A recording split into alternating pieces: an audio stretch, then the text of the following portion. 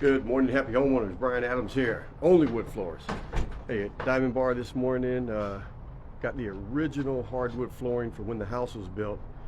1.5 inch wide, 3/8 thick, white oak.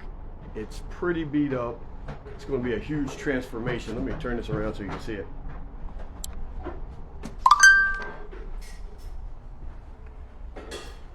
Got some termite boards we're going to be changing.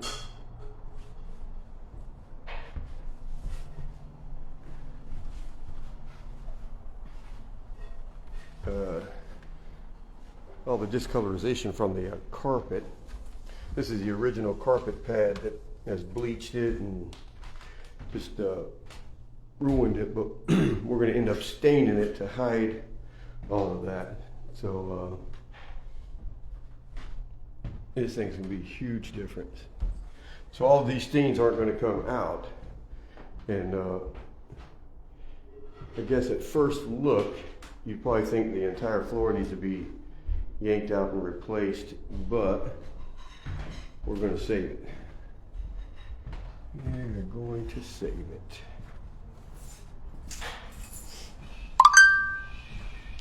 So stay tuned.